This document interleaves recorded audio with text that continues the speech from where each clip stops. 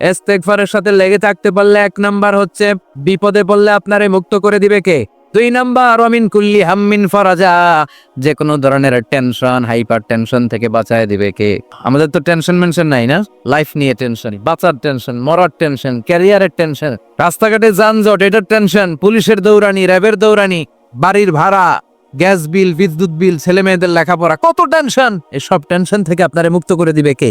3 নম্বরে ওয়ারযুকহু মিন হাইসু লা ইয়াহতাসিব, এমন জায়গা থেকে আল্লাহ আপনার রিজিকের ব্যবস্থা করবে আপনি কল্পনাই করতে পারবেন না। সুবহানাল্লাহ পড়ে। 4 নম্বরে সবসময় ইস্তেগফার যদি পড়া হয় আল্লাহর কোনো আযাব ওই বান্দার উপরে আসে না।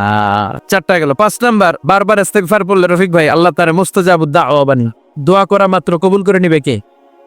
মুস্তাজাবুদ দাওয়া বুঝুন তো, মানে যিনি হাত তুলতে দেরি কবুল হতে দেরি হয় না। বারবার ইস্তেগফার পড়ে দেখেন যে আপনার দোয়া কেমনে কবুল হয়। ইস্তেগফারের অনেকগুলো আলফাজ আছে, সবচেয়ে ছোট ইস্তেগফার হচ্ছে এটা, আস্তাগফিরুল্লাহ, আস্তাগফিরুল্লাহ। আরো আছে আস্তাগফিরুল্লাহ আল্লাযী লা ইলাহা ইল্লা হুয়াল হাইয়ুল কাইয়্যুম আতুবু ইলাইহি। বিষ্ণু বলেন এই ইস্তেগফারটা যদি কেউ পড়ে আত-তাওয়াল্লি। 5 নাম্বার, বারবার ইস্তেগফার পড়লে রফিক ভাই আল্লাহ আপনার মুস্তাজাবুদ দাওয়া বানিয়ে দোয়া করা মাত্র কবুল করে নিবে কে? আল্লাহ।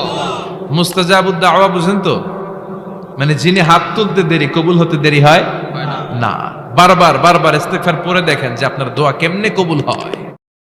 ইস্তেগফারের অনেকগুলো আলফাজ আছে, সবচেয়ে ছোট ইস্তেগফার হচ্ছে এটা, আস্তাগফিরুল্লাহ, আস্তাগফিরুল্লাহ। আরো আছে আস্তাগফিরুল্লাহ আল্লাযী লা ইলাহা ইল্লা হুয়াল হাইয়ুল কাইয়্যুম আতুবু ইলাইহি।